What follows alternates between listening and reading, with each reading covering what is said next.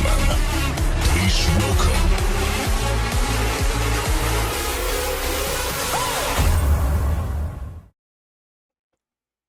And you already know what time it is. Every Tuesday night at 8, it's another exciting edition of the MCW Cast. You already know I'm legacy MCW announcer Larry Kennedy Phillips, a.k.a. Larry Legend.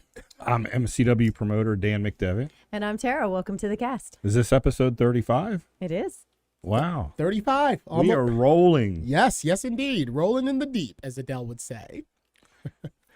Well, we want to throw it real quick at the top. We want to talk about if you're consuming this podcast on one of the podcast platforms, you can watch on Apple Podcasts, Google Play, SoundCloud, Spotify, Stitcher, Pocket Cast, and all major podcast platforms. Make sure you not only watch, but make sure you subscribe. It helps our algorithm on the podcast platform. And if you subscribe, you can listen through your Alexa connected devices.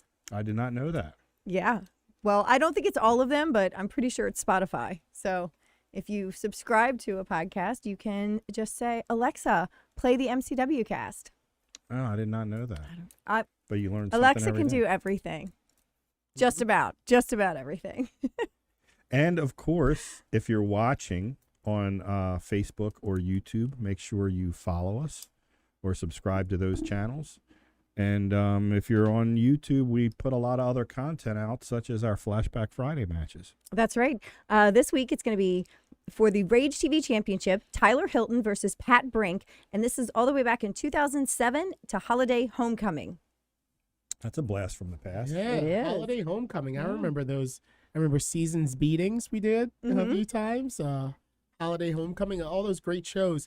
I wanted to take a moment out. You know, ever since the cast has started, I've always taken great pride in, you know, the t-shirts that I wear, and I wanted to give a lot of shout outs. A lot of times I wear Legacy MCW wear, my jersey, my Legacy MCW jersey, my tank top. This is a commemorative Danny Havoc t-shirt. Danny Havoc, a deathmatch wrestler, one of the best deathmatch wrestlers that I ever had the pleasure of announcing, who we tragically lost last year around May, right after his birthday. And his family went ahead and got a lot of donations after his death for his funeral expenses, but also they went and got the last shirt that Danny took with him to Japan and got it reprinted. And then they gave them to some of Danny's closest friends and colleagues in the industry. And his brother-in-law, Jake Galladay, gave me this one. It's just a barbed wire light tube bundle, which is a staple of deathmatch wrestling. If you aren't familiar with it, all types of stuff, baseball bats with thumbtacks, and the Japanese characters just say his name, Danny Havoc, the deathmatch drunkard. So I'm gonna try to make a point to, you know, kind of do a segment, what are you wearing? Which 35 episodes in, I could have been done that, but you know, sometimes we get into the conversation and it's not really about me, it's about our topic. But I wanted to shout out Jake, and I miss my buddy Danny Tiberius Havoc, and wanted to rep him right here on the MCW cast so that his legacy never dies, just like RJ. Speaking of t-shirts and legacies that never die, we've got a show coming up in just a few short days on September 17th, Friday night. And making their appearance at that show will be some Bruiser Strong shirts, some reprints with of an older design as well. We've got 3 different t-shirt designs. So if you are looking for that, I've had tons and tons of requests, so they will be here. And they will, I'm sure, go fast. So Yeah. there you go. And speaking of September 17th, that is our Bruiser Strong memorial show. And you can buy tickets at mcwprowrestling.com, or you can stop at our authorized ticket outlet at Hideaway Collectibles on Hollowbird Road in lovely Dundalk. Going to be a big show. In It just really a couple is, weeks. yeah. And our guest this week is going to be there. Had a connection to the Bruiser, and just like so many other people, just kind of want to be there to help celebrate RJ's life and remember him the way we all wanted to remember him. Unfortunately, we weren't able to a year ago because we were shut down, but this event's bringing a lot of people out. That's right, bringing us all out and bringing us all together in honor of our friend RJ, the Bruiser, who we lost. And yeah, it's only right. We got it together, when we couldn't get together, and we presented something. But this is really going to be the tribute to the Bruiser, and I know we're just going to have the fans in unison chanting loud enough that Bruiser will be able to hear us right up there, up in the big ring in the sky on that night. So we're looking forward to having everyone back here in the MCW arena yet again for, the tribute to the Bruiser. Anything else you want to go over, Tara? No, that was pretty much it that I had. Yeah. Well, we'll go ahead and get to the commercial break, right? And we'll get back with our guest. You yeah, want to make the announcement? You know what? I certainly do, and I'll make it with a chant. Gillberg, Gillberg, doom, doom, doom, doom. That's right. A Maryland wrestling If only OG, I had right? sparklers. That's right. An icon. An icon in Maryland wrestling. Dwayne Gillberg Gill. That's right. All right, we'll see you after this. We hope you're enjoying this week's episode of the MCW Cast. At MCW Pro Wrestling, much like many small businesses throughout the country, the pandemic has presented many challenges. For a company like ours that hosts events with live audiences, the impact has been even more severe, and all of our forms of revenue have been cut off. In order to continue to engage with our fans on a regular basis, we made the decision to begin to produce the MCW Cast and are providing it for absolutely no cost on Facebook Live, Twitch, YouTube, and SoundCloud. If you'd like to support us during these challenging times, you can do so in several ways. The most popular way is to buy us a coffee to help fuel the cast. Just go to buymeacoffee.com/MCWcast, and for just $3, you can buy the cast a coffee, or you can choose to become a member of the cast for just $5 a month and receive several special perks. That's buymeacoffee.com/MCWcast. You can also contribute directly on Cash App, MCW Wrestling, or on Venmo, MCW-Wrestling. You can also show your support for the MCW Cast while sporting some great gear by going to teespring.com/stores/MCWcast to pick up a full line of official MCW Cast merchandise, from coffee mugs and face coverings to t-shirts and sweatshirts. Also, don't forget to comment in the threads on Facebook, YouTube, and Twitch to get your questions answered on a future episode. And you can also send us a tweet using the hashtag AskMCWCast.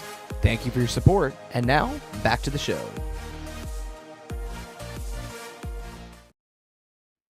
And we are back here live in studio with our very special guest, and it gives me a great deal of esteem to introduce you and welcome you, sir, to the MCW Cast, Dwayne Gillberg Gill. Thanks for joining Larry, us. man, I appreciate it, man. I love being here. Yeah, It's been a while.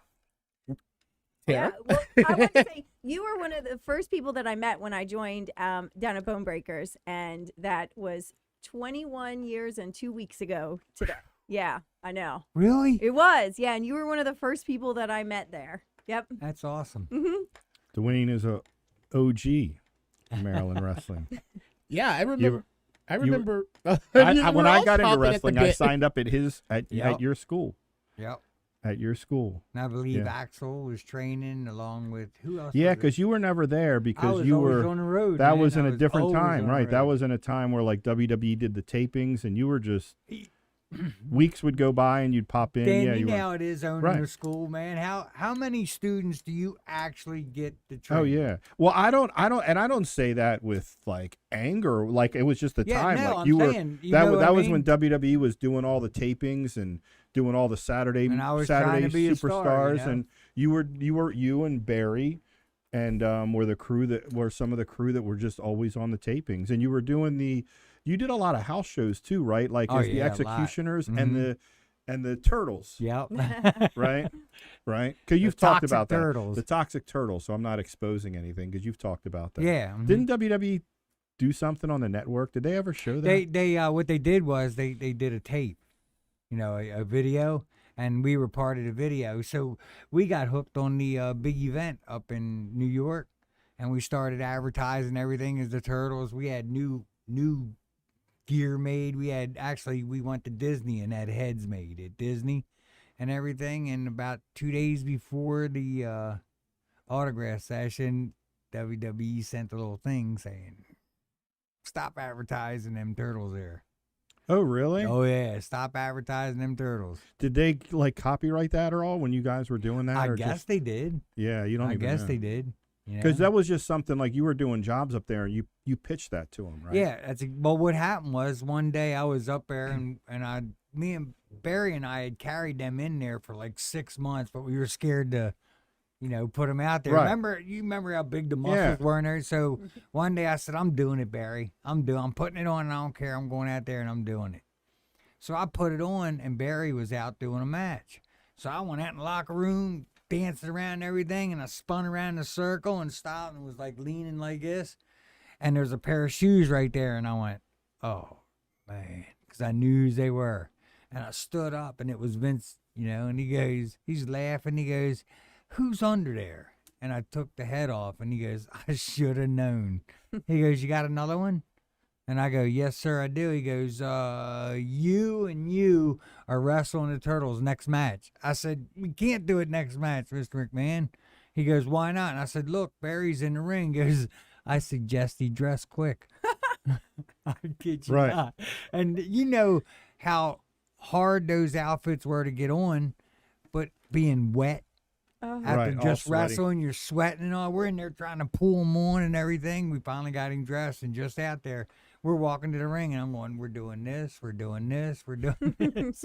Because I had to come up with a match and everything, Right.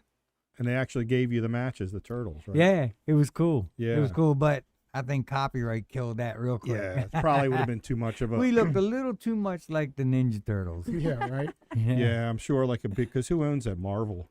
Does Marvel own the Turtles? Is it May- Marvel? I'm I not don't think sure. it's Marvel. Or is I don't it think DC? Maybe now. Regardless, maybe it's a big, now. a big company. Right. Yeah. Someone owns it, and it wasn't you. Yeah, it would have definitely probably been an issue. Right. Yeah, it would have definitely probably been an issue. Mm-hmm. But that year, how many years did you go up there? You guys do jobs forever because you ended up doing WCW. Did you do W? Oh yeah, WCW we did for- WCW too. I mean- Actually, I got that's how Bob started up there and all. We were down. Rich Myers was 17, I believe, when he did his first match. We lied about his age and everything. Yeah, I mean, and you remember like back in the and back in the day, like when we did that, you get a different perspective on it. But when you're getting in the business, you're like, it was the wrong attitude to have. Like, oh, I don't want to go do that. I don't want to go do jobs. But man, you look back and the experiences that you had and everything it led to eventually you end up getting a contract down the road as Gillberg And I mean- stuff. And you probably wrestled in the 80s and 90s. You wrestled probably every Everybody. big star in the business. Yeah. I've been on WWE TV in 4 different decades. Yeah. Yeah. Wow. And when I went up there, I mean, I was to me, a mark is a wrestler. Right. Because if you think about it, yeah, we call fans marks, but no, who's the mark? The one who says, I don't care how much I make, I don't care how bad it hurts, I don't care nothing. I want to be one of them. And you know what I mean? Yeah. The smart person is who says, I'll pay $10 and $20 and sit here and watch these guys kill each other. Yeah. And we did whatever it took, no matter what. I mean, how many times did we wrestle basically free? Yeah. Oh yeah. I mean, and really go out there and put it all out for free, Yeah, absolutely. And to go up there and do the jobs, and I was wrestling with the very best there was at the time Right. on Yeah. TV, and they're the people that I admired and wanted to meet and everything, and then to actually get to wrestle them, then become their friends and hang out with them, go to bars with them. You know what I mean? It's Yeah. Yeah, it was awesome. It was awesome to me, and people would go, "You're a jobber. You're a jobber." Yes, I was. but you were jobbing to The Undertaker, Kamala, Sergeant Slaughter, Hacksaw Yeah. Jim Duggan, the Bushwhackers. I mean, right. That's what I'm saying. I was like, yeah. I mean, I remember the first time I wrestled the Road Warriors. Hawk backed me into the ropes, and he goes, clothesline. And I was running, looking back like, don't even talk to me. Hey, did Bob Starr duck a Road Warriors clothesline? Did that happen? Yes, he did. Yes, he did? did. Yep. He ducked a Road Warriors Yes, finish? he did. That was something that was always heard. We Uh-huh. always heard the rumor. He ducked the Road Warrior finish. Mm-hmm. Not the finish. Not just a clothesline. Oh, just a close. Oh, it wasn't. Oh, you it duck wasn't the finish, you get killed. Yeah, I was gonna say. Yeah, we wouldn't know Bob. Oh, anymore my if he ducked God. the Yeah. thing off the top rope. Dwayne, earlier you had said something like, I was up there trying to be a star. I want to let you know that when I was growing up, the fact that Howard Finkel would always say from Baltimore, Maryland, made you a star in my eyes. And not Yeah. only that, it's just like Dan said, and Tara was just going down the list. you were always on the TV on Superstars. Yeah. You were always a Saturday morning fixture for me. Already in the ring from Baltimore, Maryland, Dwayne Gill. And, Yeah. so that first time I went to Survivor Series 95, I said this in your MCW Hall of Fame speech. And I'm going in, they're corralling all the fans in, and you walked right past me. You were cutting a beeline through the fans coming in. And I looked up and I go, hey, you're Dwayne Gill. And you looked down at me and you said, that's right. And then you walked on. But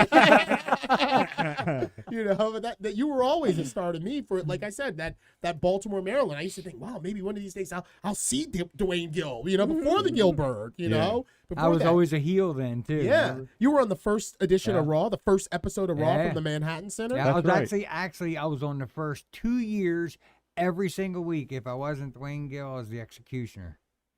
The That's first right, because 2 you went on the every road week. as the executioners for a while for too. a long time. We used to go on the road and do like 28 days a month as Right. the executioners. Yeah, all the house shows Yeah. and everything. You got house show dates and and then we'd everything. wrestle on TV. A lot of times when new teens are coming in or whatever, they would put us on the road and do like 14 days in 10 days. 14 shots in 10 days, and then we'd be on TV because then you got the match down perfect. Everything's great. You're going to look great on TV for this new tag This team. new team that they're trying You to know get what I over, mean? right? Yeah. And we did it all. That was 14 and 10, so that was like that was back in the day. It would be like doubles on weekends. Oh right? yeah. Yeah, like double 2 shows shots. Saturday, 2 shows Sunday. Like you'd wrestle in Baltimore and then you had to wrestle in Hershey. Philly. Hershey or or Yeah, Hershey. Wilkes-Barre. Yeah. like that night Wilkes-Barre. afternoon show. Yeah. Afternoon show. Mm-hmm. Do you, I loved it though, man. It was so much fun. I could tell you what lights are out in every arena in the United States. Yeah, from just looking up at him, right? That's what I told him. I was electrician's apprentice. I was checking the lights, see which ones are out. I got to tell you, Dwayne, not only were you a star in my eyes as a young guy, but also I remember thinking to myself distinctly, wow, he takes a really good beating. Like you would get turned inside out. It always would look like that the guys were absolutely crunching you. I never saw you take that Yokozuna Banzai where he lets his legs straight out. That was used on the beginning of Raw. That poor jobber that Yoko sat Dan, on. wasn't his name Dan, but there was a story He behind sat on that. John Crystal so many times, but it was David Thornburg. David Thornburg, he was a student of mine, and I took him up there, and he got pissed in. Yoko off, and right? Well, no, what happened was everything was great in the back and on. They got in the ring, but David had this problem. Oh, he was terrified. When he got nervous, he would start shaking. He'd do a great job, but he's like this, and Yoko grabbed him, and he was like, and Yoko's like, boom, just beat the hell out of him because he thought the guy was freaking out, and so it was like, I can't let the match be screwed up, Right. because it was Yoko's time of getting his big push. mhm. yeah, you that's know? when Yoko was getting And his Vince over. would have tore Yoko a new butt, if he'd have not like destroyed been him. too gentle with him. Or, Oh, yeah. gosh, yeah. So he destroyed him, you know what I mean? And he got in the back and said, dude, what's wrong with you, man? You're shaking. That's just me, man.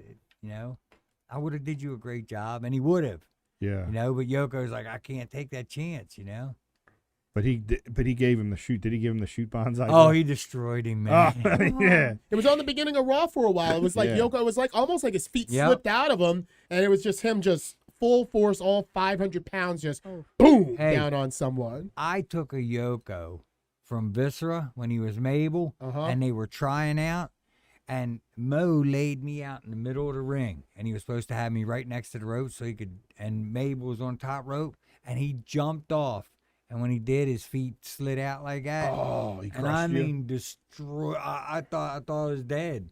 I mean, Shawn Michaels come running out and helped carry me back. Really? Yeah, he was like, "Oh my God!" And then Mabel went to the top rope, and you Oh. were under that. Jeez. in the middle of the ring with no holding on. Just I swear pancaked to you. you, man. Yeah.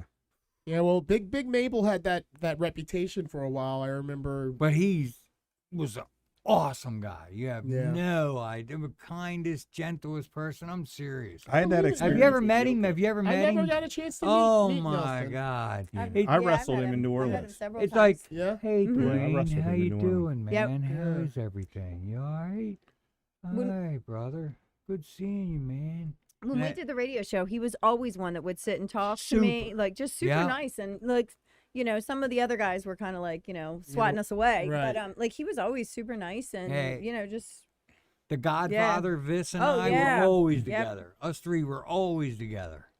I had that experience with Yokozuna that he spent. Kasadi brought him into town, Oh, and he yeah. spent like a week in town.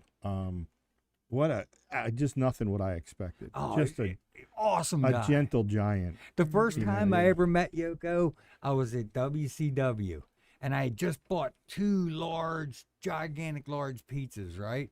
And I had them there, and I just opened the top of the one, and he come walking through. So I'm like, hey, man, I'll make friends, man.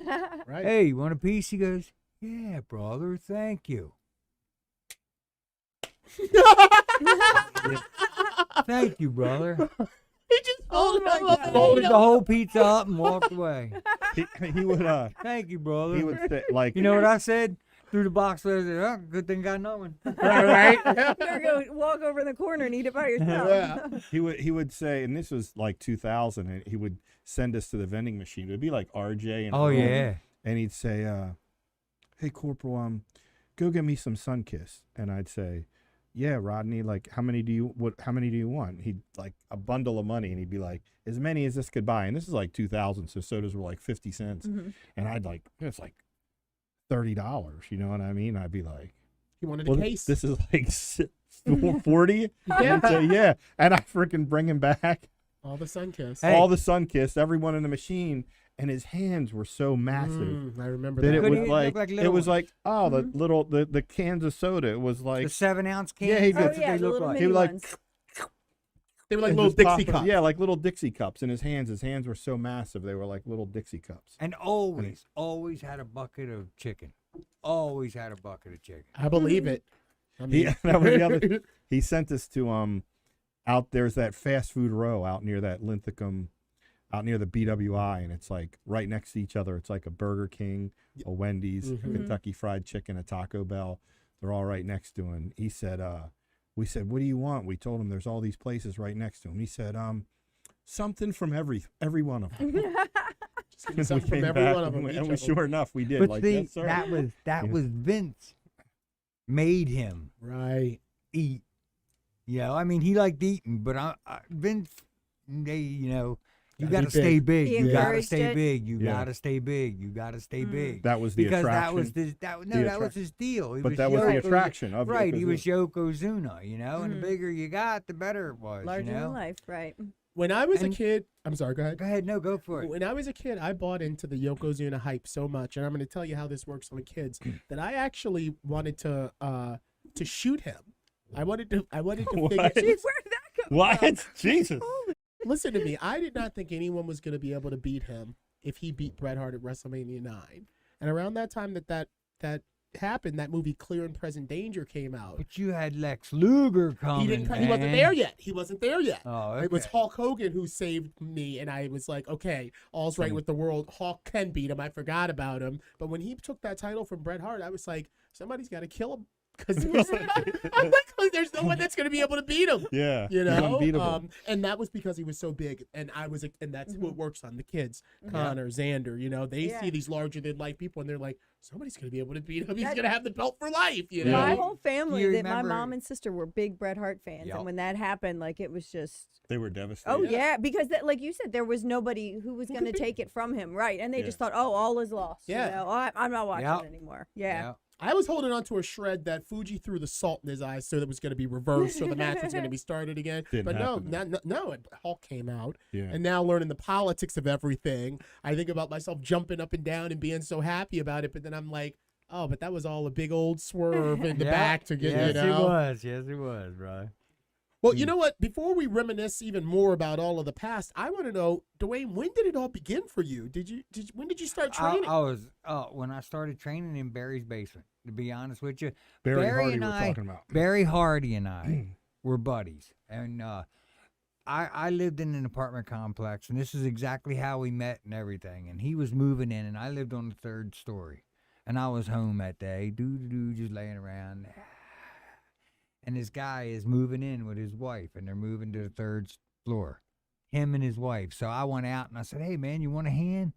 And he said, "Sure." And we moved everything in, and you know, he did the same things I did, and we had fun, and, you know, got to know each other. His house was here, mine was here, you know, so we walked right across the hallway to each other and hang out and everything was good. And then, you know, I got married, he moved away, we moved apart. And I used to always go, man, wrestling's on. Come on, man. I ain't watching that fake stuff, man. This is Barry bull Hart. crap. Yeah, that's bull crap, man. I ain't watching that at all. I ain't watching it. And what happened was he knew a congressman who gave him tickets one day who was ringside right on the aisle, and Hulk Hogan was wrestling. And he felt the Hulk Hogan rush. Wow. And he went, I got to do this. And that's when he got in touch with Larry Sharp. So he wasn't Barry a light fan? hated wrestling. Really? Wow. He hated wrestling. Really? Hated. I swear I used to beg him. I go, all right, I'll be back. I'm going over and watch it. And I didn't know that. I was from a little kid, man. My dad, if I was playing baseball up at the field and they said it's 4 o'clock Saturday, I'd turn and run as fast as I could at home. My dad had a big bowl of popcorn and we were watching it, man. That was it. 4 o'clock Superstars. We moved to Florida. We had standing reservations at the Eddie Graham Sports Arena. We were 2 rows back from the ring, man. We were there every month. Boom. I watched Dusty Rhodes start, Mike Graham, Steve Kern, all of them start, man. I watched them all start. And I was a diehard fan. And then, you know, then me and Barry, you know, just went back to what I was. And then, well, we lost contact because he moved away, I moved away. And I'm watching wrestling one day and I went, hey, baby, isn't that Barry, but a lot bigger? Oh, he was jacked, man. He was jacked. And she goes, it is, man. I was like, wow. So I hurried up and called He his was mother. doing jobs on WWF? Yeah, on WWF. I was WWF, not Right, E, WWF. At the Yeah. time, right. And I was like, I gotta do this, man. I think it was 1988. I was gonna say it had to be the 80s. Yeah, probably. yeah. It had to be the 80s. And I was like, oh my God, hey, okay, you know. So I called him, and he said, I called his mother, and she said he's home. That's pre-recorded. And I was like, what's his number? So she gave me his number. I called him. He's like, dude, I've been looking for you since I started this. He said, man, I fell in love with the stuff. I'm like, yeah, you son of a man. Yeah. You know what I mean? Here I am. I love the stuff. And now here you are, a wrestler. How do he said, man, I'll teach you. Come on over. I said, where you live? And he lived a quarter mile from my house. Really? Yep, I went right over his house that night. I started learning hip tosses and body slams and everything. In what, in his basement? In his basement on a piece of carpet with a 1/2-inch padding. I love it. Yep. Swear to Yeah. God. Yeah, For I remember like- you hearing that. For yeah. like 4 or 5 weeks, we trained on that piece of carpet, and then he bought a ring. And it was, I mean, we had to have the ring cut down because we set it up at first, but you hit the ropes, it was like slap, up against the brick wall. I mean, we had to have it cut down. And that's... You guys had a couple places that were kind of awkward. I remember hearing stories about, was a little, maybe a couple years before my time when I started, but I'd hear stories like, well, didn't you have a place like in a strip mall and it was like a flower shop right next to it? I was just like, the telling ring just somebody fit about in. that. There- No, I was just telling Drolix about it, standing out. So in you the couldn't school. hit the ring on two sides, right? 'Cause the No, ring you just could fit in? hit it, but the pressure from hitting the ring would knock everything down. in the flower shop next door, right? And they were pissed. And after about 3 months, they said, "We'll let you out of your lease, man. You guys gotta go. You gotta go." Yeah. That flower shop's still there, Is it really? Wow. and that was probably 25 years ago, 30 years ago. Wow. Yeah, but that's how it was. You were just kind of putting the ring wherever you could. Yep. Well, we're going to take a quick break, but when we come back, we want to hear more about how you went from the tiny flower next door to the flower shop and how you became Gillberg. So we have quite a path to get to there, but we're going to take this break and we'll be right back. Show your support for the MCW Cast while sporting some great gear by going to teespring.com/stores/MCWcast. You can pick up a full line of official MCW Cast merchandise, from coffee mugs and face coverings to t-shirts and sweatshirts. Visit teespring.com/stores/MCWcast. Fuel the MCW Cast by visiting buymeacoffee.com/MCWcast. And for just $3, you can buy the cast a coffee. Or you can choose to become a member of the cast for just $5 a month and get several additional perks. That's buymeacoffee.com/MCWcast. All right, and we are back with Dwayne Gillberg Gill. So after you again, this is all like within a couple years of me kind of getting in, but I always heard the stories of bouncing around. You're putting rings in places with Barry, but then you didn't you go up to New Jersey to train officially with the Monster Factory, or no? No, You I didn't. didn't. Okay, There No, was so a you were all Baltimore kind of Monster Factory. Well, Well, that was that was his. mine. That was That was his. mine. That was his. That was Dwayne's, because, and then so I guess you just jumped right into the indies, right? Because they were really underground around here. Yeah, At that that's time. exactly So it. like, it wasn't. It was, and that's where I was going. The first indie I went to, Bad Boy Barry Hardy was on it. I think the main event was Larry Zbyszko against Nikita Koloff at UMBC. Wow. Yeah, yeah. You know, and you know, back then, like a friend of mine called me and was like, they're having wrestling at UMBC. And then after that, what's crazy is there was no, like, you really had to dig to find. There was no like numbers or hotlines, or you couldn't go on the internet. Like, I became obsessed with calling around, and I ended up getting a couple numbers, and then I think like the Larry Katz show. Yeah. And Larry he would talk Katz, about yeah. them. So I would have to listen to Larry Katz. Like, you had to really Mm-hmm. dig. And then from Larry Katz, I found out about like Dick Karakoff's out in Hagerstown, and I would drive out there, and me and my buddy Rusty were just like anything Maryland and Odenton Volunteer Fire Hall. Yep. Oh man, we used to pack Right. that place. So yeah, man. in Steeltown. So like, but you really had to dig to find these. You know what I mean? It was kind of like underground. Yeah. it like to was. find It these was. indie shows. I guess they really just kind of advertise the way you guys advertise, again, before social media, before the Posters internet. and Posters, right? That was it. Posters That was and it. flyers. Posters and flyers. Posters and flyers. I grew up in Hagerstown with, I was close friends with Neil Superior. Right. And I grew up thinking that was the only indie. Like, I didn't know there was like a whole world. Like we would watch WWF on TV with my family. We would go, like I said, I knew Dick Karakoff and his family. His wife was my cheerleading coach. Like, I went to college and I lived right down the street from Neil. And so I didn't realize that there were indies like that all over the place. And then when I came here, I was like, wait, they have wrestling here too? Like, I really didn't know. We used to work all the time for Dick as the executioners against Yeah. the Rock and Roll Express. All the time. Yeah. He was something else, Dick. He was a nice guy. He was a nice Yeah. guy. He was a good dude. And He I was would a go to worker, his that's shows for and- sure. And he would, when I started wrestling, he would use me, and he used me all the time. Yep. I'll never forget, like, he didn't do the stereotypical, like, make up a fake excuse or whatever. Like, if guys know, that's what I remember Are you most talking about about him. the time with Jake? With Jake did With Jake Joe? Roberts. With Jake He's Roberts. got demons. Huh? He's got, yeah. he's got, yeah, and yeah. people started coming up for it when Yeah. he told the truth. He went out Yeah, there did I tell you guys that Yeah, story? yeah, I love that wasn't it? story. Yeah, well, he just was like, he just go out there, and he had 1,000 people there, and he starts telling Jake Roberts, he said, I'm not even going to lie. The man has demons. You know what I mean? And it fell he's silent. and it fell silent. It was like 1,000 people at Clear Springs High Yep. School. Yep. And he's like, and he's talking, he's real, he had a real country. Yeah. You know what I mean? He said, but he's going to get help. You know what I mean? And he was like, he's found Jesus Christ. Yeah. And he's going to get They help. pop And the for people it. started coming up. Oh, So yeah. he turned, and at the time, Jake Roberts was a huge star. Oh yeah. And yes, he turned it was. around, and Jimmy Snuka came out. Or the Bushwhacker. Was it Jimmy Snuka or the Bushwhacker? It was one. I think Jimmy Snuka was already on. Maybe one of the Bushwhackers came out. But regardless, just being completely honest and not BSing like, oh, he missed a flight or this and that. And the place erupted. And but that was Dick. That was Dick. I ain't gonna lie, ladies and gentlemen. Jake Snake Roberts has demons. That's right. That's what he right. said. He's Yeah. like, That's but exactly how he said he it. found too. Jesus I picture Christ, that. and he's gonna get help. You know what I mean? And people were, Yeah, that's it. come up. Jesus Christ. They didn't chant that. Yeah, he was something else, man. Rest in peace, Dick Karakoff. He was a good, R.I.P.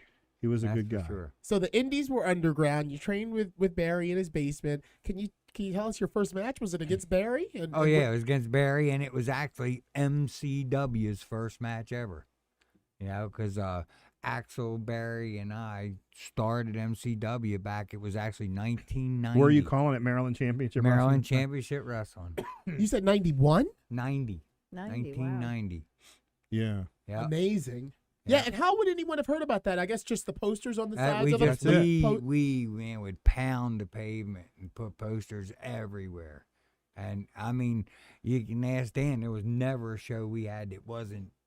I mean, walls were lined with people standing up, and that's only from Wow. flyers and posters. Yeah, and it's hard to think to run a wrestling promotion like that. Like now, you put it on social media, you put it on Right. the website, but there was like nothing. That was like we had to dig. You know, there was like Dig. nothing to keep people informed as to where the show was next, Yeah. or where your next show was going to be.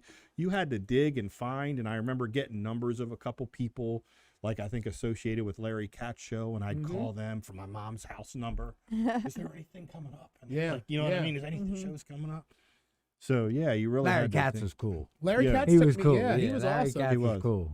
He was. That was just different. back Yeah, then. guys like Larry Katz and Gary, Gus. I mean, that's Oh, how yeah, I yeah. would hear about you, and you was calling Gary's hotline. Yeah, well, that became a couple years later. Yeah. Was the hotline. Mm-hmm. That was in the probably early 90s after I had got into it. 92, 93. 92, 93, you'd have these voicemail That's all they numbers. were. They were just It was just a, it was just a Yeah. voicemail number, Uh-huh. you know. And when I started, and it would be the wrestling information hotline. It was just a local number that people called, and you would call the voice and you'd give a wrestling update, inside information. But then we started utilizing that concept again when we first started doing MCW, because the internet was still really, really Right. young. Not everybody had it, so that was the tool that we used when we were running MCW in the mid to late 90s.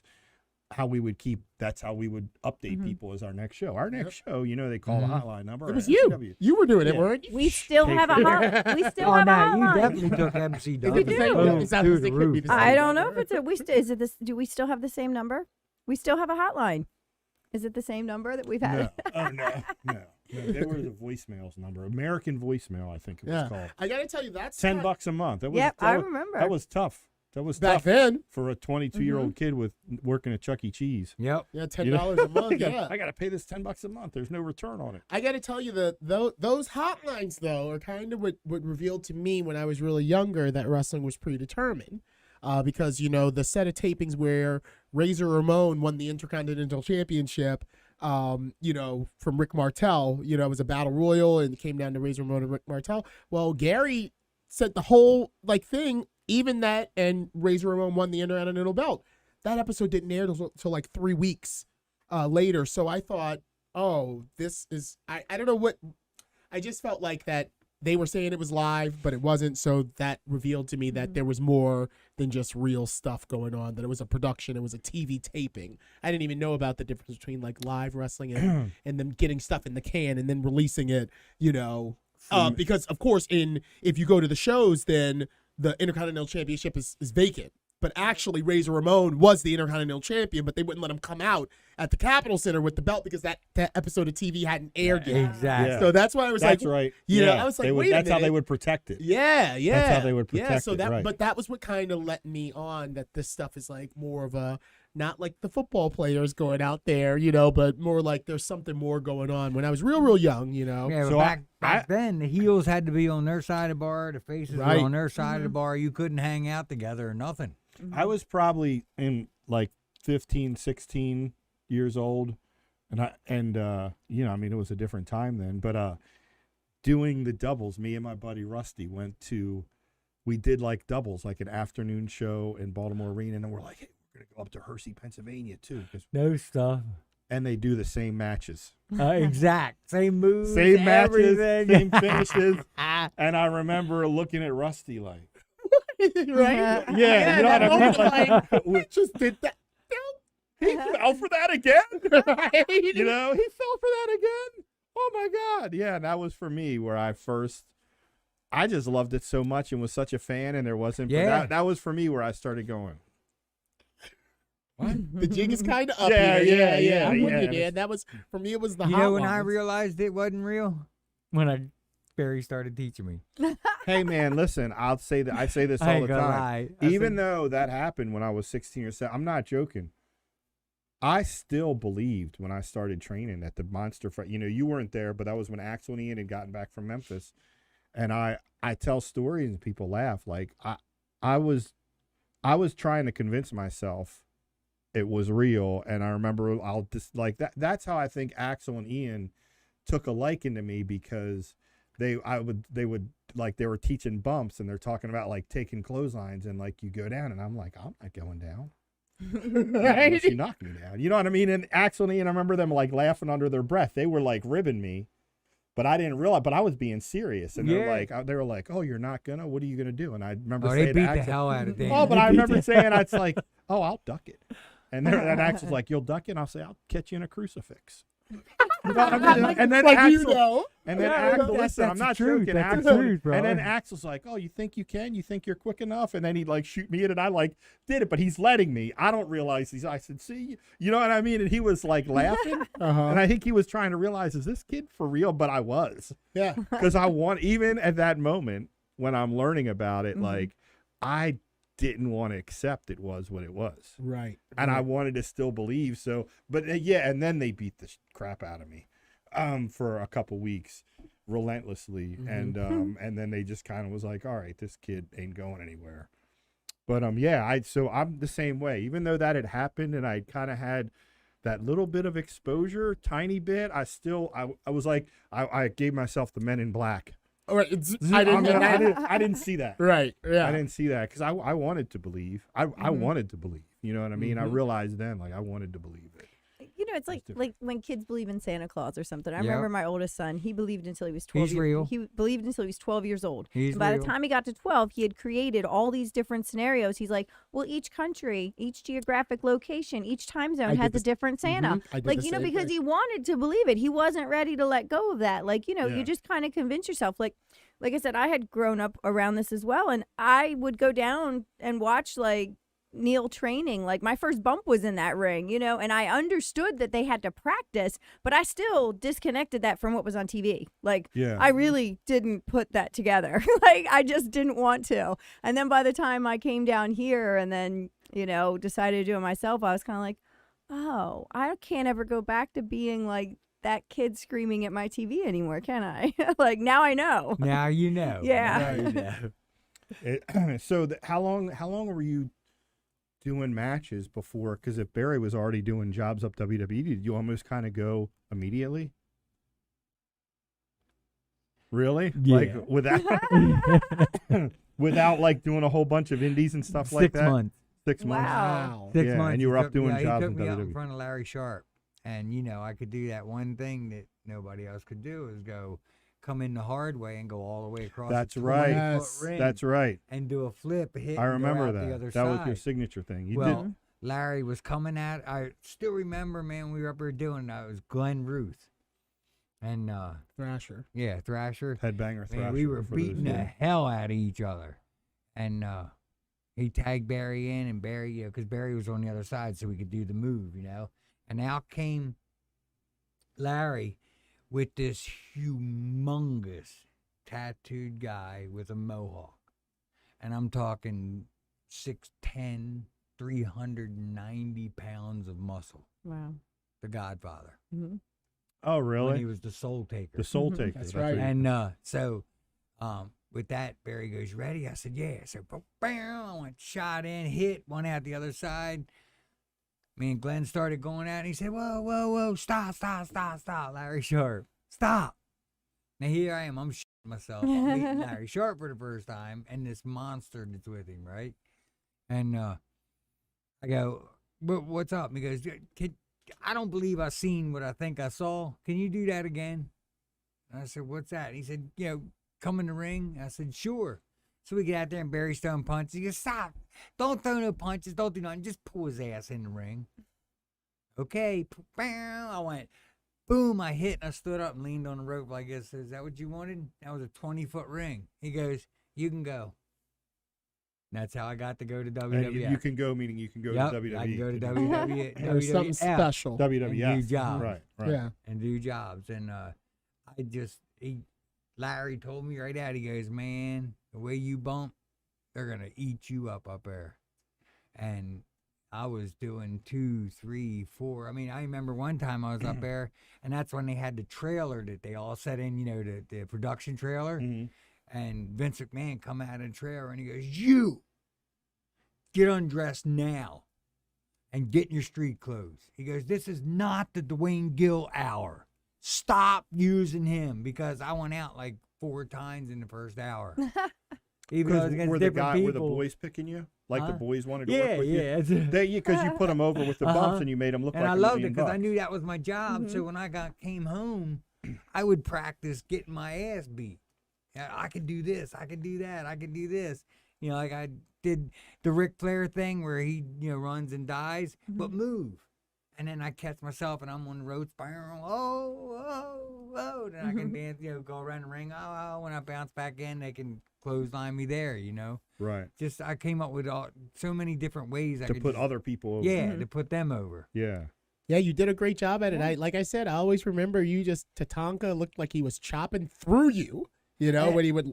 To be honest with you, when I wrestle him, and you talking about the one when I was outside the ring and he come up and he chopped me and started doing his dance. I said, "Thank you, sir. Can I have another?"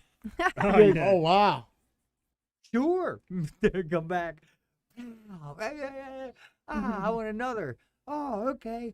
Wow. I mean, we called him Chief Heavy Hands because he hurt.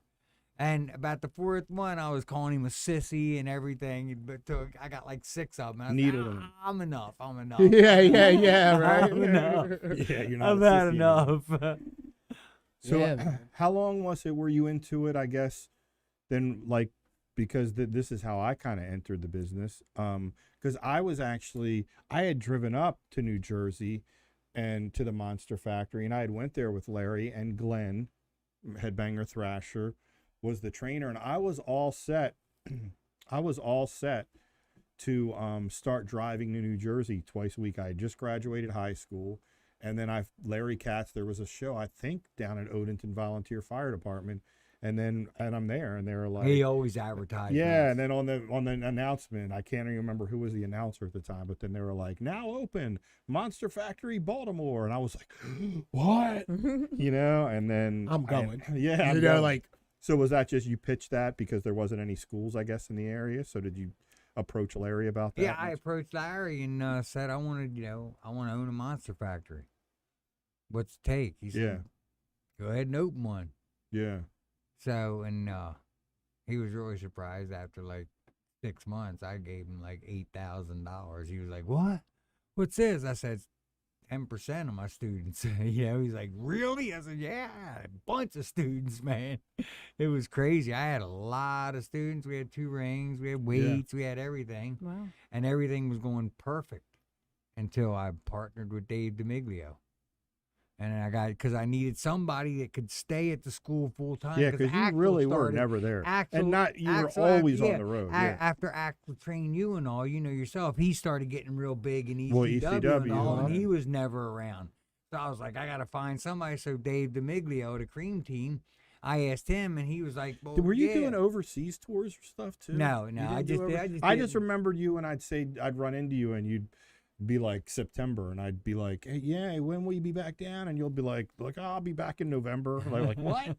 You know what I mean? Like, yeah, you know what I mean? You would go on the road for exactly. a while, Mhm. yeah. And poor Bob Starr lost probably 6 or 7 jobs because of me. Yeah, because you would all go, Bob, I got a 10-day tour. I quit. See you. Right. Yeah. Well, that was living. That was the life for him, Yeah. to break it in. Now, wait, you just mentioned something, the Cream Team. I've heard of the Cream Team before, but never, what was Dave DiMiglio? Sid Garrison and Dave DiMiglio. Yeah, and anyway, Dave was What was his name though? Sid Garrison. Is that what he wrestled? That's his real name. Oh, okay. Yeah. I definitely remember Dave DiMiglio. We had his picture up in Bone Breakers. He had Yeah. passed away, right? Yeah, you Yeah. guys kind of had a. Yeah. Well, what A happened split. was I was on the road, and I came home one day, and I went into school, and I walked right on into the office. I was on the road for probably 2 months, and I walked into the office, and Hack Myers, Donald Haviland, was in the office, and I was getting dressed, and I looked up and I said, why are you in the office? Because he was just a student. He goes, me? Why are you in the office? I said, I happen to own this son of a bitch. Why? How about you? And he went out. He got out of the office, right? And then I worked out that day with the students and everything, and then I left. And I went back on the road. And when I came back, like 15 days later, I went to the school, opened the door, and there is nothing. I mean, no weights, no nothing. He took everything and moved because Donald told him that One court, like one shopping center over. Block over. Yeah. It was So- warehouses. So it was like one. Like how Bone Breakers. Yeah, Yeah, it was yeah. a big like Right. complex back Yeah. there, and it was like one set of buildings over. So I was freaking out, man. So I'm pissed. And I called Mark. I remember. 'Cause I called remember. Mark, and he's like, "Oh, I don't know." I said, "Mark, I'm gonna drive to your house, and I'm gonna rip your head off if you don't tell me who it is." Okay, Liz, it's right across the street at this number. They told me. Stooge it right out. I came remember over there, man. banging on the tell door. You, I was punching that thing, it was denting the door. I was in the building. Bob, I was going, come on out. You, I was in the building that day. you, Wow. You, I was just a young. I you was just pea sissies, you know what I mean? And 6 nobody months would in come wrestling. out. I was just a scared. Like, Nobody would come out. because no, he I didn't. said, I see your say feet what under was the going door. on. Come on out. I'm gonna kick your asses. I would have killed Dave Domingo. So Yeah. I literally called his wife and I said, you know you're married to a dead man. Wow. She goes, what? And I said, I'm gonna kill your husband. I'm coming up your house and I'm gonna sit on your front step and I'm gonna kill your husband when he comes home. I was gonna beat him to a pulp. He stole everything. He stole everything. Just the rings. He moved them in a different building. The and rings, yeah. my weights, everything. Yeah, because I remember there was that time we didn't even know what was going on. We were just young kids training, Yeah. and we're like, and it moved, and we're like, what's going on? You know what I mean? And we're in a different warehouse, and then all of a sudden, Dwayne's Wow. at the door. He's banging. I was Yeah. into working. He's banging. Like, on did the he door. change the name or? He of did. the- He didn't call it the Monster Factory No, anymore, I don't right? know what the hell he could I call it. can't even Okay. remember. I can't even remember. It was. I mean, I mean, that it's was still pretty ballsy to move the this is next going shopping 20 center years. over. Yeah, I mean, the rings. He took the 2 rings. He took everything. Did Took the everything. 2 rings. And you know, like we're young kids in wrestling. I just wanted to wrestle, man. Yeah. You know, yeah. and I didn't know what was going on. And the only thing in that school that was his was the red ring. Because he had a wooden ring and he was like, dude, I don't want to leave it outside. Oh, that thing Can that I was the put it in frickin'- there? So Oh I my put it God. in there. That thing took years off my life. Yeah. Train. This was worse than a deck. Yeah. wow. It was a boxing ring, Yeah. and they never really took the Right. metal off the bottom and changed it the way you need to Mhm. change a wrestling ring from a boxing ring to a wrestling ring. Oh, Yeah. oh God! so Just as a bone, beginning bone student, rattling every that's what time you took went a bump into. in it. You were in that ring. Boom, Yeah. boom. And that's where Axel and Ian kicked the crap Yeah. out of me for Yeah. a couple months, and were power bombing me in it, and Mm. oh, brutal. Mm-hmm. Just knocking Brutal. the wind out of you. Oh, it's killing me. Just killing me. Concussions. You know what I mean? Just tearing my elbows up. Brutal. That ring was brutal. Oh, yeah, it was. Yeah, it was brutal. Yeah, it it was was. bad. Welcome to the Nice place, business. though, wasn't it? Huh? Nice place, though, wasn't it? Yeah, but you know, again, you're dumb and young, Yeah. and you just don't care. Like, you know, I didn't care. I was Happy you to know, be here. I was in I'm a in. wrestling ring. Yeah, man. I'm in. That's all yeah. I cared about. I know, man. I was there. I did it. I did the same thing. We gotta take a break. We do. Yeah, we got to take a do. break, and I want to talk more about some of the other accolades, including Mhm. you being the longest reigning WWF light heavyweight champion we in still the gotta get to history. Yeah, Gillberg. we got to get to I know, we that. haven't Yeah. gotten to All right. that yet. There you All go. right. When we come back. Show your support for the MCW Cast while sporting some great gear by going to teespring.com/stores/MCWcast. You can pick up a full line of official MCW Cast merchandise, from coffee mugs and face coverings to t-shirts and sweatshirts. Visit teespring.com/stores/MCWcast. Fuel the MCW Cast by visiting buymeacoffee.com/MCWcast. And for just $3, you can buy the cast a coffee. Or you can choose to become a member of the cast for just $5 a month and get several additional perks. That's buymeacoffee.com/MCWcast. All right. So at some point, Dwayne, you went from, shopping centers, flower shops, etc. You were doing all of these jobs for WWF, and tell us how you went from that to becoming the longest reigning light heavyweight champion in WWF history. Okay, what happened was I got hurt down in WCW. Remember when I blew my shoulder out and everything in WCW? And I was off for like, I'll say a year and a half. And Rich and Earl, the Holy Rollers, they kept, come on, man, come on back to the independence. Just mess around on the independence, man. Have some fun. Because I was like, I'm done, man. My shoulder's In your gone. head, you were finished. Yeah, I got injured, so I didn't realize. So I came back and started messing around, and I was playing. And I was on a couple of your shows, and Mark Osborne said, well, hey, you want to mess around? Let's start making fun of all the boys. We'll do the Underfaker. We'll do... That was MEWF, though. I was actually Dennis. Was it right? MEWF? Yeah. Okay, it was Dennis. We were doing and, MEWF. We were and, competing he then. said, we'll do Stone Old, remember? Because I came out, and Mark was... So you were just doing parodies. It was an MCW show, because I came out, and Mark's mom and all was doing the gimmicks, and I got up on the top rope, and I looked right at his mother and went, you. It was it was MEWF. Was it MEWF? Yeah, it was MEWF. Oh, she goes, Dwayne. I went, I'm sorry. So you were just mocking and parodying. Yes, I was making fun of everybody. So I was up WWF. You did Stone Old, Gillberg, and a couple others, yeah, right? Like and so he said, WWE.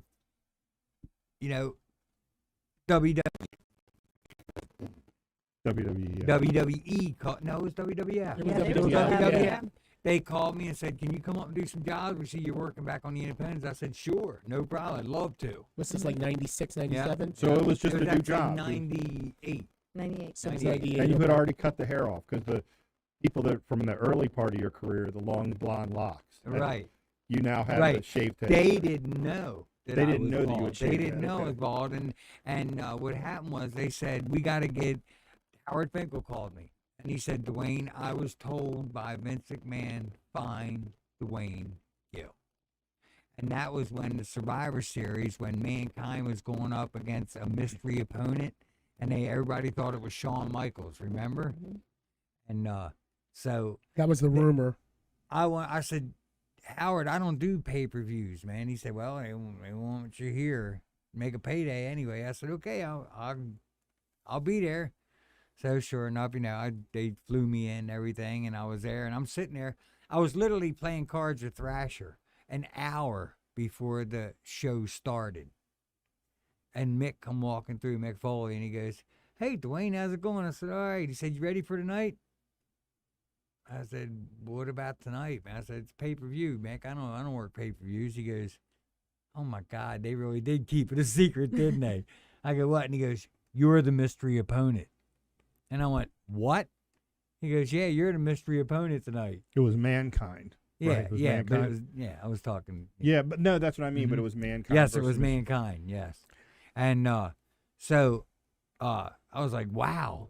So I got to get dressed. I hurry up and got dressed and everything. And No, I'm thinking about it, about how you, the pyro like gave you a heart attack. But That they wasn't had Gillberg no then, clue. right? No, they had no clue. That was just Dwayne Gill. That you just did Dwayne Gill. And what happened was I was looking up at the at the thing, and they were showing me getting pinned by everybody and taking everybody's That's right. finishing moves. And I was talking to the fans. Well, look at that, man. That's me up there. That's me up there. Yeah, that's right. That's it. Boom. And I dropped down. Remember? I laid flat on the ground and I went. And I got up and I went. I knew that was going to happen. I knew that was going to happen. So they loved it. And what happened was Ed Ferrar that night when he went back to the hotel with his VHS tape. Yes, that's how long ago it was. Yeah. With his VHS tape. And they watched it in the room. His wife goes, look at that guy. He just loves being there, man. He's all about it. You need to hire him. So the next day, I'm there and just to do jobs again, right? Just at the taping. So was it the Raw tapings the next day? yeah, I was Yeah, at the well. tapings. I thought I was there to do a job. You know what I Right. mean? And Jim Ross comes up. I'm playing cards with Glenn again, Thrasher, and he goes, Dwayne, can you take a walk with me? I said, sure thing, Jim, no problem. So I'm walking with him, And all of a sudden, we're going around and we're walking away from everybody, and we're walking like, you know, you can walk underneath the seats, you know? Yeah, Mhm. yeah. And he's walking. I'm thinking, okay, what did I do? What did I do wrong? What did I do? And I ain't been here in so long. I didn't do nothing wrong, man. What the?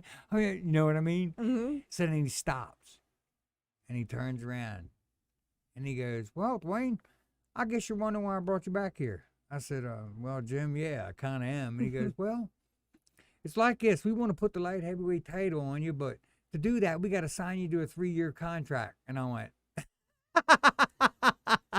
I said, "Yeah, right." I said, "Paul Bear, Undertaker, Headbangers, where you at? You son of a man, I'm going to kick your ass." You know what I mean? You really thought Ribbed. you were being ribbed. Yeah, and I turned around and Jim Ross is like, and I went, "You ain't lying, are you, Jim?" He said, "Oh no, son, that's a straight shoot." And I went, "Well, let me think about it." Yes. And he goes, "No, take your time, call your wife." I said, "I don't care about my wife. I don't care about nothing." I said, "I'll sign it. Where's it at?" You He didn't said- even talk money?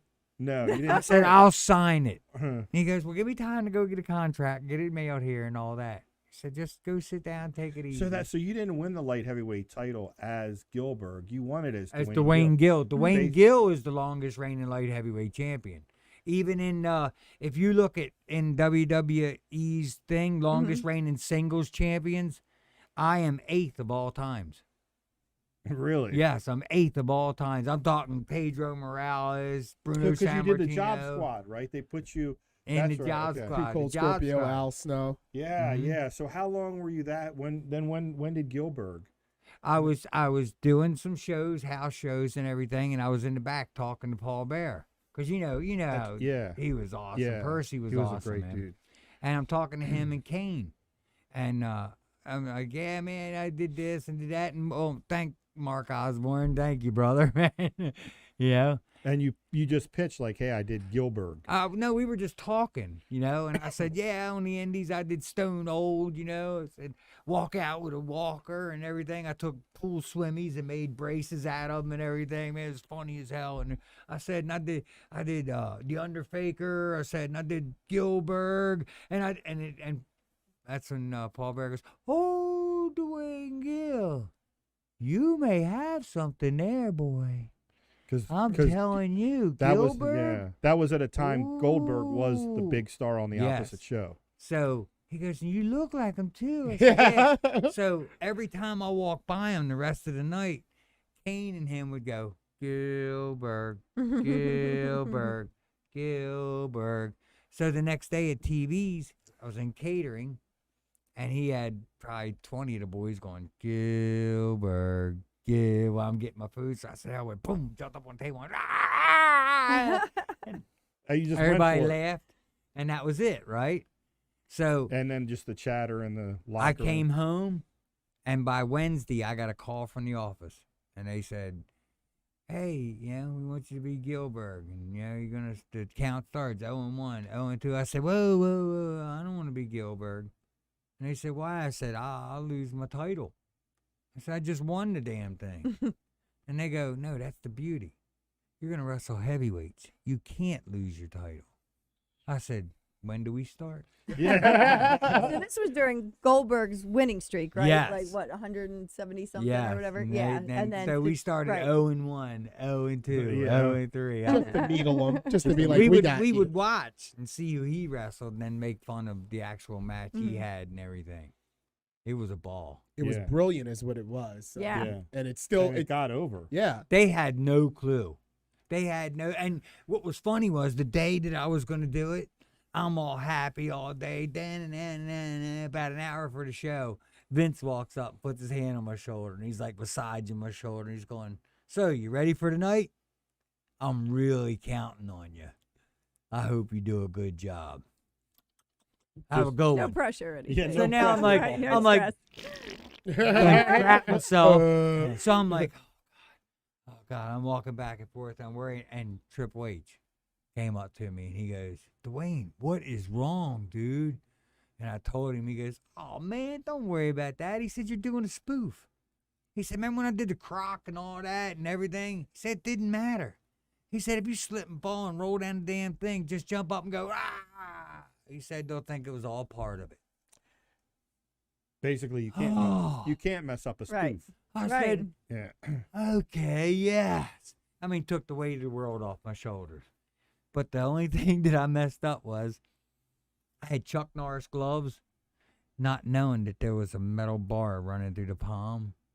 And if you watched the very first time I come out, ah! Oh, you knocked Oh, because yourself because out. Goldberg would Right, hit he would himself. hit himself. And I Yeah. slapped myself in the head, man. Almost knocked myself out because that steel bar. Oh, no. I went, ah. Right. I did, man. They had no clue. And I mean, that's why, well, they wanted me to wrestle Edge the first time. And I said, you want to make fun of the guy, right? And they're like, yeah. I said, let me wrestle Luna. And Luna's going, no, this is Raw. This is Raw, Dwayne. And millions of people. I said, come on, Luna. In real life, you can kick my ass. And you know as well as I do. You know as well as I do. I'm not lying. Am I lying? Yeah, no, And she goes, you want to do it? And the guy, the Raiders are like, let me talk to Vince. And Vince loved it. The only thing was Pat Patterson messed up the finish. Because I said, when I get her up in the jackhammer, she wiggles, boom, 1, 2, 3. He said, no. She's got to dive off the top rope. Well, when we did it, and in that match, she got lost. And we ran right into each other in the middle of the ring. And she goes, I'm lost. I went, ball shot. Because didn't know what to do. And she dropped down and she went, boom. And when she did, I grabbed her arm as tight as I could. Now her arm is stuck between my legs. And I'm going, oh, as loud as I could and as high pitched as I could.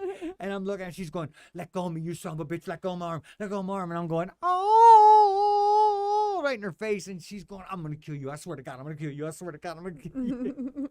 And then I fell over. I mean, if you remember correctly, I fell over. And then we went into the finish of the match and everything. And when I got her up for that jackhammer, she fell on me. The place blew up. I mean, blew up. And then she had to get up and get on the top rope. And they were like, so that should have been the finish. Mhm. oh, man. I'm gonna watch We that come match. back, and Pat Patterson goes, you were right. And I'm never wrong. Like Yeah. that. Yeah. He goes, you were right. That is your finish from now on. You go for the jackhammer, and they fall on you. Yeah. Yeah. It's just, yeah. That was it. I mean, that's how it became about. That it was. Yeah, I see. No matter what, everybody's like, yeah, but even though you got a contract, you get transformed back into a jobber. No, don't man. It's care. at the end of the day, it's about making Right. money. That's what I Dude, do. you killed it on the indies after that. I mean, you my were, God, you man. know, you would. No, man. It's just a business. It's all Yeah. about making money, and you had an opportunity to do what Yeah. thousands of people have never had the chance. I to, man. fulfilled my dream. I mean, to be honest with you, after I won that title, I really did go into Vince's office, thank him, and I was crying.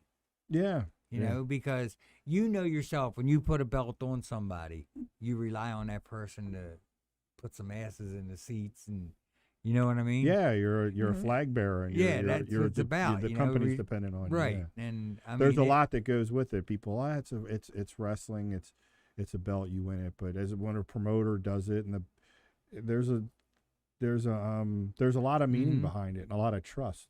I might be you know, longest to do reigning that. light heavyweight champion, but you know I'm the only American ever to Oh, hold that belt. The interesting. only American. Yeah, because No, we really? took it from you, I did S.A. not know Rios. The only American. It was always in China, Mm-hmm. Japan, I mean. Tiger Mask. And then Michinoku brought it over Mhm. here. Back. Christian won it. That's Canadian, right? Canadian. I beat Christian. Dean Malenko won it. Canadian. Is Dean Malenko Oh, Canadian? Malenko's Canadian. I thought it was didn't know S.A. that. I thought it was S.A. Rios. I thought S.A. Oh, SA beat me. That's right. That's right. I SA thought it was beat me. S.A. Rios who SA beat you for the me, belt. who's Yeah. from Mexico. Yeah. And Dean's I think Canadian. Dean took it from S.A. Mhm. Rios. It's Yeah. a long Yeah. time ago. And that's yeah. when they retired it. Yeah. Yeah. You certainly got a lot of traction. I believe it was what 99. You were PWI like number 120. Uh-huh. Yeah. So and then you, like Dan was saying, you took it on to the Indies. You really made it into something. Mhm. You know that people wanted to see more of. I just don't understand why they never made the action figure. I was the number they one never wanted did. figure Oh, for wow. a year straight in Jack's Toys.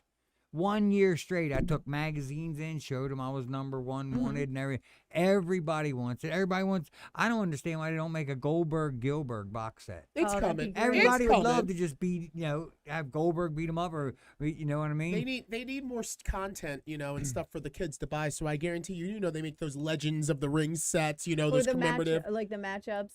dream matchup dream sets. So matchups. it's got to be coming. Speaking of Goldberg, he really didn't take kindly to it. He really pissed him off. Didn't he? He doesn't like it at all. He doesn't like it at all. Didn't you guys ever talk?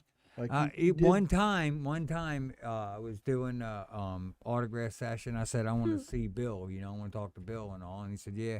So I walked down, and he was up on stage doing stuff, and I come walking up. He pressed me above his head, and we did a bunch of pictures together and everything. And he literally, it was just before he came back the first time to win the title, and he gave me a hug, and he said, thank you, brother.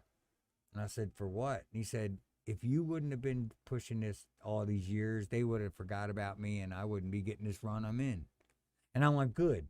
Now, do me a favor. Let's have this match. Me against you. You'll get $1 million. I'll get $100,000. I can retire. I said, let's do it, please. But from what I understand, somebody has a thumb on me. That's why I don't have shirts. I don't have dolls. I don't have nothing. Because somebody has it in Somebody a in the office contract didn't or like something. you, or- No, somebody has it in a contract or something that says Gillberg gets nothing. Goldberg, you think? I don't know. Hmm. I don't know. But the people I know that are in the know, let me just put it to you that way, that I said, why? And they're like, I don't know. And then they said, let me search. And they said, well, what I can tell you is somebody's got a thumb on you. That's it. I can't tell you no more. I said, okay. The politics of the wrestling business. Yep. You always want to know why, don't you? Mm-hmm. Well, I got to say one thing I'm going to put over. That light heavyweight championship, that version of the light heavyweight championship was one of the most beautiful belts. I love it, championship man. I love titles it. that they ever had. That red leather strap Oh, yeah. I and the love it. I triangular love it. formation of it. I love that championship belt. It's Mhm. a shame they retired it. Yeah. If they were to bring it back, who would you want to see it on? Me. All right. One more run. Dwayne, did you ever do anything in ECW? Yeah. I did a couple matches against 911 because I was the Nice. only one that could really do what he wanted to do. And Paul, as a matter of fact, it was funny as hell because Paul was in the ring, he had his phone and everything then, and he's yelling, and he's talking about 911. I'm laying there, and he just did a couple choke slams to me. I'm going, again. And Paul's like, yeah. Pick him up and do it again. You know what I mean? Then when I was in the air, I said, do it again, Paul. Boom. Do it again. Boom. Do it again. Because, if you're a jobber, which I wasn't enhancement. Let me explain one thing to you. Enhancement to me is a manager. Is a girl outside the ring standing there with the guy. You know what I mean? Yeah. Or a guy standing there with the girl. That's enhancement. A jobber is who lost the match. You know that yourself. What's it called when you lose a match? Doing a job. Who's the jobber? Whoever lost. Triple H has been a jobber. Brock Lesnar's been a jobber. Roman Reigns has been a jobber. Hulk Hogan's been a jobber. Yeah. J.O.B. Pay me. That's Yeah, it. Pin me, pay me. Pin me, Pin me, pay pay me, me. That's baby. I right. wore the shirt for many years. It's a great shirt. Thank God for Al Snow. Because without the job squad, I don't think I would have gotten a job because Dwayne Gill got the job. The job squad came out. Remember? Right. Yeah. That's amazing just to hear it all put together. I know. And how because it- we grew up on it, Right, that right. around the time that you took off was around the time that I was like, okay, I've got to get involved. Right. That's when I was like, I'm tired of watching it. I'm tired of going to these shows. I want to somehow be involved in this. And I'll never forget the first time you came down to the Bone Breakers. It was like butterflies. I was like, wow, this is the Dwayne Gill, that I met at the Well, Capitol Center. If you remember watching me on TV, Iron Mike Sharp. Oh my gosh, another one. No, I'm saying that's exactly who I fashioned. Oh, you could always hear me. You could always hear Mike. I loved Iron You know Mike what I mean? Sharp. Everything Mike did, I loved it. fashion. That's why you Yeah. could always hear me. That was the whole thing. Yeah. That's what I loved about Mike Sharp. You know, he wasn't the best wrestler, but he was. You always knew he was. And Yeah. that's why I was always no, yelling there. You know what I mean? Yeah. And some of the best ones working to this day are those real vocal workers, that make that noise, like Jay Briscoe when he does that ratchet neck breaker. Yeah. You hear that. It gets you excited. So Yep. it's just a testament to the magic that we make. I'm Absolutely. telling We got you. to take one more break. Yep, we are. We're going to take one more break and we'll come back and hear more about this fascinating story go. of your career. All right, love stay it. with us. We hope you're enjoying this week's episode of the MCW Cast. At MCW Pro Wrestling, much like many small businesses throughout the country, the pandemic has presented many challenges. For a company like ours that hosts events with live audiences, the impact has been even more severe, and all of our forms of revenue have been cut off. In order to continue to engage with our fans on a regular basis, we made the decision to begin to produce the MCW Cast and are providing it for absolutely no cost on Facebook Live, Twitch, YouTube, and SoundCloud. If you'd like to support us during these challenging times, you can do so in several ways. The most popular way is to buy us a coffee to help fuel the cast. Just go to buymeacoffee.com/MCWcast, and for just $3, you can buy the cast a coffee, or you can choose to become a member of the cast for just $5 a month and receive several special perks. That's buymeacoffee.com/MCWcast. You can also contribute directly on Cash App, MCW Wrestling, or on Venmo, MCW-Wrestling. You can also show your support for the MCW Cast while sporting some great gear by going to teespring.com/stores/MCWcast to pick up a full line of official MCW Cast merchandise, from coffee mugs and face coverings to t-shirts and sweatshirts. Also, don't forget to comment in the threads on Facebook, YouTube, and Twitch to get your questions answered on a future episode. And you can also send us a tweet using the hashtag AskMCWCast. Thank you for your support, and now, back to the show.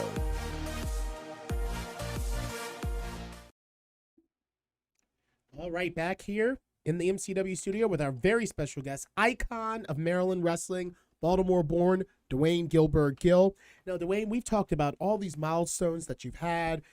I grew up watching you, got to meet you through MCW, Maryland Championship Wrestling down at Bone Breakers, but not too long ago, not even a year ago, you had quite the scare.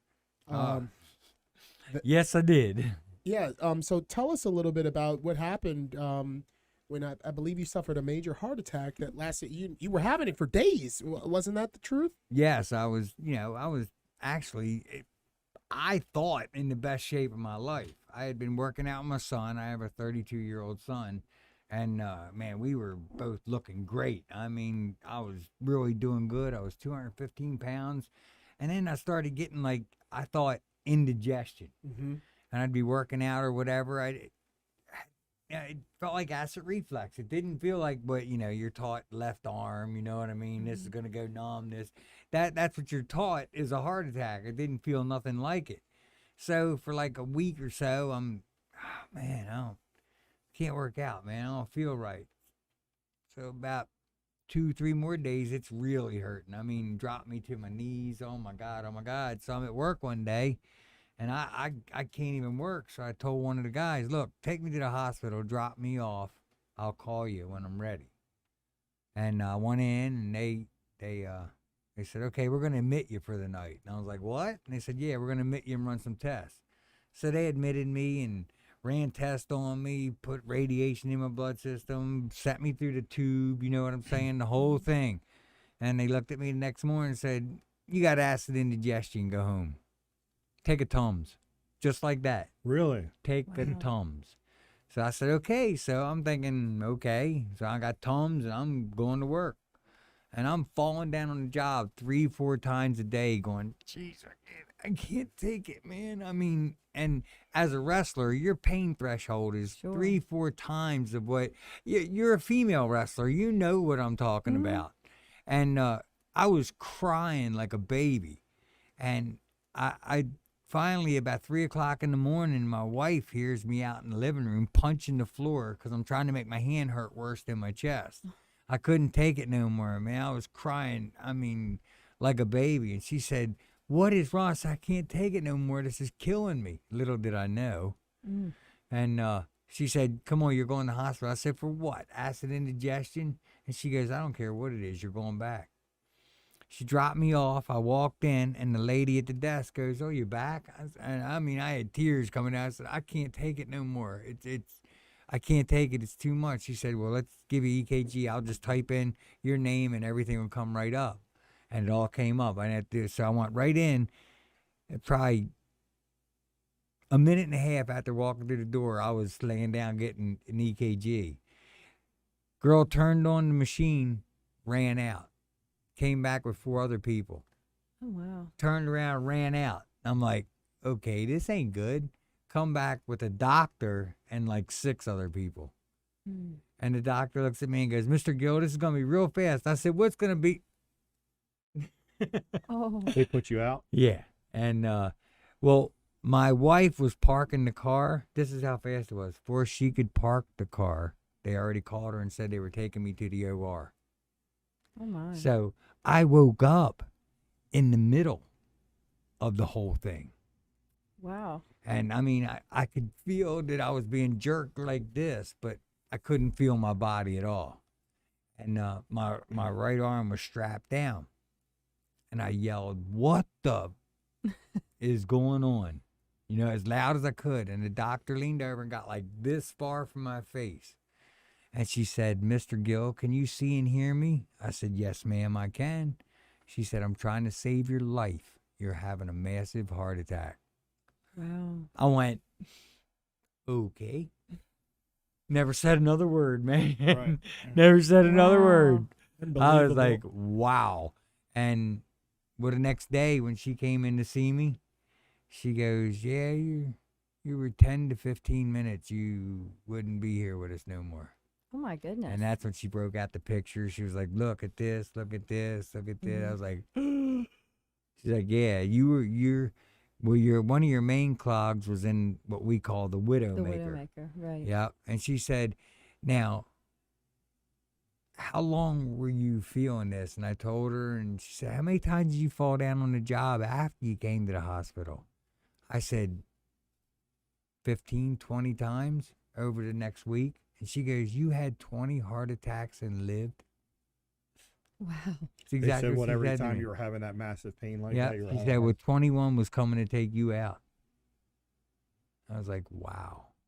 Because, I mean, I'd be working, and all of a sudden it was just like, I mean, Yeah, that indigestion is not going to do that. oh but my God, it wow. hurt, man. It Wow. hurt. Like no tomorrow. And, yeah, they put 2 stents in, man. At 2 100% clogged. But she said the front wall of your heart, say it's 5 or 6 papers thick. Mm-hmm. Yours is 1 now. Oh, wow. Yeah, because I strained it. It hadn't had blood in so long Right. that it was dying off. Mm. You know what I mean? I was like, wow. She said, it'll grow back, but you're a little hairy right now. And like I got home the first day that I got home and I'm taking all these medicines. Well, Mhm. I didn't eat or nothing. So I took the medicines and all.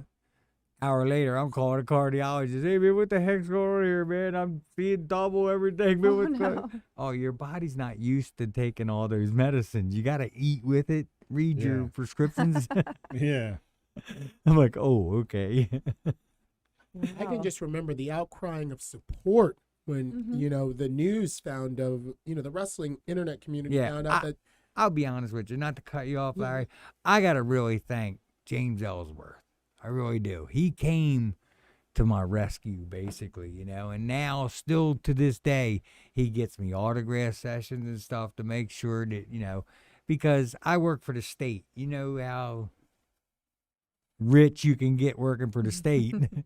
And he not. makes sure Or not. or Yeah. not, yeah. or not. Right. But, Me too. yeah, I have a great job, but, you know, you're just not going to make a lot of money. Right. Luckily, though, I got great benefits.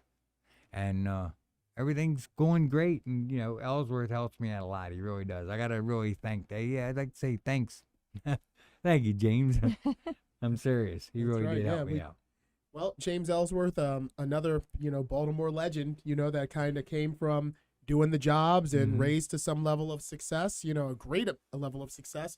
And you can actually see James Ellsworth right here in MCW Pro now. We'll be on the big Bruiser tribute, the tribute to And Bruiser. Dwayne, Bruiser you'll be show. there this Oh Friday. yeah, man. This Friday Bruiser. night, let's talk about that. Bruiser strong. That broke my heart, man. I ain't lying to you. Yeah, it was brutal. Destroyed me, man. That was Yeah, it one was of the tough. last things, man. When I heard that, I was like, oh, what? Yeah. Yeah, we all I felt the mean, same way. what? I'm serious. That messed Oh, me yeah, up. I know. That messed me up. It really did. Well, here we are now. There is some good that came out of it. We got this great show on deck that we're going to be doing to honor his memory. And if you hadn't noticed, at the top of our logo for the MCW Cast, you see those three letters, Oh yeah, check it out. RJM, and that's because our first attempt to do a tribute to him, we felt him there, and we didn't want it to be over, so we got together, we pooled our resources, and we got the studio. We got great guests like you, and it's all in memory and honor of RJ the Bruiser. I tell you, he was a great guy. He really was. It cracks me up seeing his name on that because you know what he would have said? Y'all talk too much. Like Yeah. that's Oh yeah. Man, he don't would've- put my name up there. Come on, man. he would Don't have been like, don't stop, you're put talking my too picture much. there. Just Don't stop. do that. You know what I mean? Yeah. Yeah, well, we wouldn't have it any other way, He'll go out and be larger than life. No, don't put me on the poster. Don't do this. Don't. You know what I mean? Yeah. He do it like to stay he low. he was the mayor of MCW. Mm-hmm. Right. Yes, well, he was. So you can get your tickets to Friday night's show, September 17th. We'll pay honor to the legend, the Bruiser. You can get those tickets at mcwprowrestling.com or at our ticket outlet at Hideaway Collectibles, where you can get not only your tickets to MCW and our upcoming shows, but you can also collect, if you collect Funko Pops or any other wrestling memorabilia, that's your place to go. So I was going to stop in today, actually, on my way home from work, but I didn't have enough time because I work right down the street from there. So I'll have to go in and check it out. I'll definitely be going in there Yep. when the new Look big. for the big blue banner. It's got an awesome logo. Look for that on the side of Hollowbird Avenue, right down the street from Jimmy's Famous Seafood. While you're in that end of town, stop and grab a Bruiser burger. Not There you go, Not, yeah. so hidden, not so hidden anymore. The Hideaway Yeah. Collectibles. Now, Dwayne, at the some point during every MCW cast, we have this section where we go to Twitter. We take a look at any of our coffee club members if they have any questions. But I got one for you. Can you talk about when MCW drew? I think its largest crowd to date at Michael's 8th Avenue when it was you and the security guard from the Jerry Jerry Springer Springer show. show. Yeah, remember that? Steve Wilkos. And you took the whole heat for it was y'all against Chad and Lunchbox. Uh-huh. That's right. I forgot you And team with Steve. You just took a beating the whole time. Well, he didn't have a choice. Right. Because Steve He was didn't wanna supposed do to show up anything. early. Yeah. Then he changed his flight and he literally walked in the door Right. 2 minutes before the doors opened. Yeah. So there really was, No time to do nothing. and he wasn't a wrestling fan. Right. Right. And We had to He teach had- him a he had- sleeper hold. Remember, we had to Yeah. teach him a So he- sleeper. So literally, you talk about under the pressure to just teach you something, because he wasn't even really a fan. He had he seen it. looked so awkward. Yeah, it was like He'd two seen it, clotheslines, but right? Yeah, Two that- clotheslines I mean, and a sleeper. Uh-huh. literally trained in 5 minutes. Yeah. You We know, did. I we remember did it. watching it and from we the had balcony. freaking 1,700 people. Yeah. It was the 1,700 biggest crowd, I people. remember. Probably more when you take into account staff. Yeah, Michael's 8th it Avenue was staff plus Oh, us. yeah. live. It was huge. Yeah. Oh, it was packed. hot. It was. Yeah. So hot. You couldn't even breathe. Yeah, and the irony too, when he missed his first flight, Toby at the time was the producer of Jerry Springer I was friends Yep. with. Toby. Basically was telling me like, dude, how bad's it gonna be if like he doesn't come?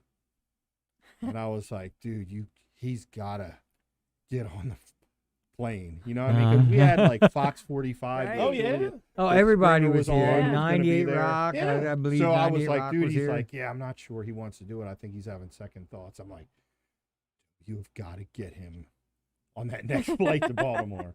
Yeah, like he was actually going to just not show up. Oh, wow. I guess Man. he was, I mean, Toby was like, he really like freaked out. Like, what am I doing? I guess people started getting in his head. Like, what if you break your neck? You know, and Right, got right. in his head, and I think he started having second thoughts. But Mhm. he got on another flight and he showed up just in time. But he showed up, and we Remember, he got through started it. doing the Beautiful Babes of Baltimore? Is that what it was? The BBO? Isn't that what we had? Yeah, the Beautiful BBOW. Babes of Wrestling. BBOW. BBOW, yeah. He was doing them, remember? He didn't. Did he? He do did the that? one yet in West Virginia. When Oh. Oh, did he do appearance there at one of those? Yes, he Must- did. That's right. I think he did. Yes, I think he you're did. right. He was a big fan of the ladies, if I That's remember. right. I think Yes. you're right. Yes, yes. that was indeed. the He went one to where Jamaica. I He was messed up and certainly- got really drunk. That's right. I think he did do an appearance at that the Wow. all girls Mhm. show after that. Yeah. Uh-huh. With all the experience amongst us, there's so much stuff we then forgot. a lot Forgot. of it. Yeah. I I'm feel I sorry. feel Yeah, totally it's bad. I'm okay. sorry, guys. No, that's one of the joys of doing this. It's a trip down memory lane, and we It can is. refresh each It other's helped memories. me. Like, remember that? And I we're like, forget so much. don't so. remember it, but now, yeah. Well, you we've know? all been such a big part of each other's life, man, for a long Mhm. time. Heck yeah. I mean, a long time. Yeah. Dan, you've been a part of my life for, I'd say, 30 years. 91. Yeah. 90, 91. It's That's 2000. 30 Yeah, years. 30 That's 30 years, Yeah. exactly. Unbelievable, you know? I've been with MCW for 21 years. My 21st, I guess, anniversary was August 28th. And So, yeah, 21 years. I thought about that. I was like, wow, that's like the longest I've been anywhere. Like, It's awesome, though, isn't it? yeah. I'll It's be the best. 19 in December. 19 years with y'all. So That's You right. look, you Very look good. older than 19. when I started coming around, I was about 19, but Yeah. just doing stuff with us has been about 19 years. So hmm And look at us all now. that's right. Here's Very to the good. next We're 19. still not on the wall, by the way. Well, Yeah. it's Our because pictures photos- And, still you, aren't on and the you know what's wall. sad about that? You know as well as I do. We're going to be losing him in about a year. He's going to be such a big star. You ain't going to be, no, be I here. don't- I thought you were saying he was tapping out. Yeah, I was say, what? You're Yeah. predicting my Did you funeral? know? Did you know? He's got a toenail. Yeah, right? Rest in peace, No, Larry. you're gonna really hit it big. I just feel it.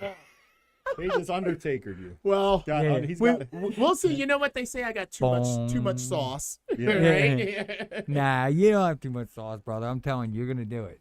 You're gonna be Well, thank really you. good. Thank you, Dwayne. Better late Well, very than never, good. as Yeah. my mom says. That's this is a wrap, I guess, for episode 35. Yeah. Again, I want to employ all the fans out there, the MCW faithful. Ask MCW Cast. I checked the Twitter right here before we started. I didn't see any for our guest, but that's okay because I always got things I can pull out of my old, And I Rolodex. did say last week that if somebody tweeted at me, And no I one would did. reply. And no one did that. and you Well, I didn't didn't reply. I also didn't check. Okay, well, so. usually if someone tweeted to you and then you got to put a I profile did. picture I up. tweeted to you. Yeah, I tweet to her all the time. She never He even keeps looked at it. trying to get me to use Twitter, and I refuse to. I just don't like it. Oh, I really? Just, yeah, so I said last week on the show, I said, if somebody wants to talk to me, I promise I'll reply. But then I forgot to check. So Okay, well, for next hey, week's I'm episode. a teacher. This is my busy time of year, so I don't have time I for feel Twitter you, right but now. I mean, just opening up the app and looking to see if you have any notifications. I mean, sakes. come on. Hey, I want to thank y'all, I man, don't think for I having do. me here. No, we appreciate appreciate you that. coming on. Yeah, of we course. appreciate It's you, like- Dwayne. appreciate it. I I have had a been good calling time. for you since we started this thing. I said we got to get Dwayne in. We got to get Playboy Bobby Starr in. We got to get Mark Schrader. The legacy, Right. the Mount Rushmore of Maryland Bobby, wrestling. did you get Bobby in here? Yeah, We got him in. Ah, Oh, I love Bobby. we can hardly get a word in edgewise. He's a good guy. He Great. talked and Yeah. talked and talked. We He's a literally- good guy. Yeah, definitely. Well, Dan, I guess very you called it. This is going to be a wrap for Yeah. episode 35. This Friday, Bruiser Strong. That's right. Make sure You got join it. us, I'm and ready. We'll see you next week. Indeed, we will. For Tara, Dan, and our guest, the iconic Dwayne Gill, Thank this is you very Larry much. Legend. We'll see you next week.